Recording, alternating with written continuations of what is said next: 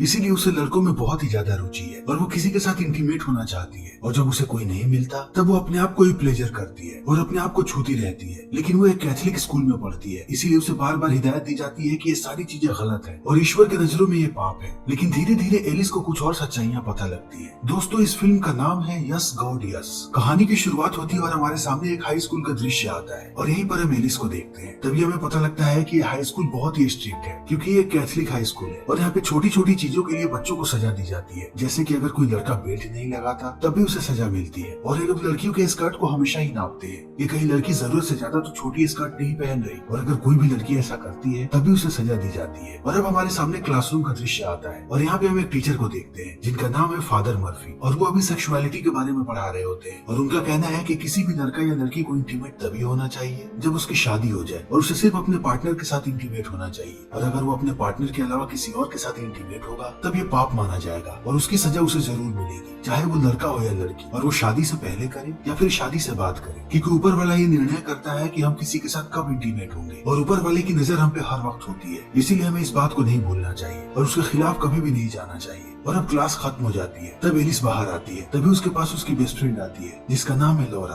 और लौरा कहती है कि मैं इन सारी नियमों से परेशान हो चुकी हूँ और मुझे नहीं लगता कि ये नियम किसी भी काम के हैं, क्योंकि इंटीमेट होना कोई भी पाप नहीं है। तब लौरा कहती है कि क्या हस्तमैथुन करना भी पाप है? तब एलिस कहती है कि नहीं। तब लौरा कहती है कि मुझे पता है कि हम सब लोग ये करते हैं। और उसके बाद एलिस पूछती है कि क्या टाइटैनिक के उस सीन को भी देखना पाप है जहाँ पे हीरो और हीरोइन इंटीमेट हो रहे होते हैं? और लौरा कहती है कि इनके मुताबिक तो वो भी पाप है। और अब ये दोनों थोड़ी देर बातें करते हैं और एलिस अपने घर चली जाती है। और एलिस अपने घर पे ज्यादातर अकेली होती है क्योंकि उसका कोई भी भाई बहन नहीं है और उसके माता पिता हमेशा ही बाहर काम करने गए हुए होते हैं। फिर जब एलिस बोर होती है तो वो किसी से चैट करने लगती है और आज जब वो चैट कर रही होती है तभी उसे एक रैंडम आदमी का मैसेज आता है और वो उसे एक तस्वीर भेजता है जिसमें वो और उसकी पत्नी इंटीमेट हो रहे होते हैं और दोनों ही नंगे होते हैं। और इस चीज को देखने के बाद एलिस चौंक जाती है और वो उस तस्वीर से नजर हटा लेती है। लेकिन थोड़ी देर के बाद वो फिर से उस तस्वीर को देखने लगती है। तभी वो आदमी लौरा को मैसेज करता है और उसके बारे में पूछने लगता है कि वो कौन है और कहाँ से है। तब एलिस उसे अपना गलत नाम बताती है। तब वो आदमी इसमें और भी ज्यादा रुचि लेने लगता है और कहता है कि क्या तुम्हारे पास अपनी कोई तस्वीर है? और एलिस अपने एक दोस्त की तस्वीर भेज देती है। तब वो लड़का बातें करने लगता है और देखते ही देखते यहाँ का माहौल गर्म होने लगता है और एलिस को भी फीलिंग्स आने लगती है। इसीलिए एलिस एक बार फिर से हस्तमैथुन करने लगती है। तभी उसे लगता है कि उसके माता पिता आ गए, इसीलिए वो कंप्यूटर को बंद कर देती है और अगले दिन पहुंचती है स्कूल में। तभी यहाँ पे एक लड़की आती है जिसका नाम है बेथ। और बेथ एलिस से कहती है कि आजकल पता लगा है कि तुम बहुत सारे जलवे दिखा रही हो और तुमने लौरा का पार्टी में कमाल कर दिया। लेकिन एलिस को समझ में नहीं आता कि आखिर ये लोग क्या बोल रहे हैं। तभी लौरा बेथ से पूछती है कि तुम मेरी पार्टी में क्यों नहीं है? तब बेथ कहती है कि मैं एक ट्रिप पे गई थी और उस ट्रिप ने मेरी जिंदगी बदल दी। और इतना कहने के बाद वो चली जाती है। तब एलिस खाना खाने लगती है, लेकिन एलिस जब चॉकलेट खाती है तब वो उसे बहुत ही सेंसुअस अंदाज से खाती है जिसे देख करके लड़के हंसने लगते हैं और एलिस भी चौंक जाती है क्योंकि अब एलिस की सारी हरकतें बहुत ही अलग हो चुकी हैं और उसके सारी हरकतों में सेक्सुअल डिजायर झलकने लगे हैं। इसीलिए सब उसे नोटिस कर रहे हैं। लेकिन एलिस को ये बातें समझ में नहीं आती और यहाँ से चली जाती है। तभी एलिस के सामने वही लड़की आती है जिसकी तस्वीर उसने इंटरनेट पर भेजी थी और वो लड़की एलिस पे गुस्सा होने लगती है और कहती है कि तुम बहुत ही वाहियात लड़की हो। तभी एलिस को उसकी एक और टीचर मिलती है और वो उसे कहती है कि तुम अपने शरीर के साथ ऐसा नहीं कर सकती और उसे बिल्कुल भी अपमानित नहीं कर सकती क्योंकि ये सब गलत है और ये सब ईश्वर की देन है, इसीलिए हमें इसके साथ खिलवाड़ नहीं करना चाहिए। और एलिस समझ जाती है कि पूरे कॉलेज में ये बात फैल चुकी है कि एलिस हस्तमैथुन करती है। इसीलिए एलिस पहुंचती है फादर मर्फी के पास और उन्हें पूरी बात बताती है। तो फादर मर्फी बताते हैं कि यह गलत है और उसके बाद वो उसका उपाय बताते हैं और कहते हैं कि ईश्वर से तुम्हें क्षमा मांगनी पड़ेगी, इसीलिए तुम चर्च में जाओ और जाकर के ईश्वर से 20 बार प्रे करो। और एलिस भी ऐसा ही करती है। वो चर्च में जाती है और वो प्रार्थना करने लगती है। उसके बाद वो निश्चय करती है कि आजकल उसका दिमाग कुछ ज्यादा ही भटक गया है, इसीलिए वो कॉलेज ट्रिप पे जाएगी जहाँ उसे ईश्वर के बारे में और भी चीजें पता लगेंगी। इसीलिए वो ट्रिप पे निकल जाती है। तभी यहाँ पे हम लौरा को देखते हैं, लेकिन लौरा इस ट्रिप पे एक लड़के को पटाने के लिए आई है जो लड़का उसका सीनियर है और वो बार बार उसे ही देख रही है। लेकिन अब ये लोग उस जगह पे पहुंच जाते हैं जहाँ पे इन्हें रुकना है और अब सारे लोग कैंप के अंदर जाने लगते हैं। तभी यहाँ पे कैंप के कुछ बच्चे आते हैं जो पहले से यहाँ पे हैं और उन्हें ग्रुप लीडर बनाया जाएगा। और यहीं पे एक लड़का है जिसका नाम है क्रिस और एलिस जैसे ही क्रिस को देखती है वो उस पर फिदा हो जाती है। लेकिन अब ये लोग जाते हैं कैंप के अंदर और कैंप के अंदर एलिस को एक लड़की मिलती है जिसका नाम है नीना और नीना यहाँ की इंचार्ज है। इसीलिए एलिस को कहती है कि तुम अपना फोन दे दो क्योंकि अगले 4 दिनों तक तुम यहाँ पे रहने वाली हो और हम नहीं चाहते कि तुम किसी तरीके से कोई भी डिस्ट्रैक्शन पालो क्योंकि तुम्हें अपना पूरा ध्यान यहीं पे लगाना है। इसीलिए अपनी फोन, घड़ी और जितनी भी चीजें वो सारी चीजें हमें दे दो। तब एलिस कहती है कि मेरे पास फोन नहीं है और इतना कहने के बाद वो अपने फोन को छुपा लेती है। तभी इन सारे बच्चों को अलग अलग ग्रुप में बांट दिया जाता है और एलिस के ग्रुप का इंचार्ज होता है क्रिस। इसीलिए एलिस अब बहुत खुश होती है। तभी यहाँ पे फादर मर्फी आते हैं और वो सबको बताते हैं कि अगले 4 दिनों तक तुम्हें अपने आप को एक्सप्लोर करना है और तुम लोग अपनी जिंदगी के उतार चढ़ावों को महसूस करोगे और ये चीज तुम्हें भविष्य में बहुत ही ज्यादा मदद करेगी। क्योंकि ईश्वर चाहते हैं कि तुम इन सारी चीजों पे ध्यान दो, और ईश्वर ने ही तुम सबको यहाँ पे आने के लिए चुना है। और इतना कहने के बाद यहाँ पे सारे लोगों को पेपर्स दिए जाते हैं जिनमें अलग अलग मूड्स होते हैं, और फादर मर्फी कहते हैं कि इनमें से अपने अपने मूड्स को चुनो, जिन चीजों को तुम लोगों ने हाल ही में महसूस किया हो। और अब सारे लोग टिक मार्क करने लगते हैं, और जब एलिस यहाँ पे टिक मार्क करती है तब वो टर्नऑन को भी चुन लेती है, क्योंकि थोड़े दिन पहले उसे ये चीजें महसूस हुई थी और वो किसी के साथ इंटीमेट होना चाहती थी। लेकिन जल्दी ही एलिस को एहसास होता है कि अगर इन्हें ये बात पता लगी तब इसके लिए भी एलिस को डांटा जाएगा, इसीलिए वो पहले उस सर्कल को मिटाने लगती है। लेकिन जब वो सर्कल नहीं मिटता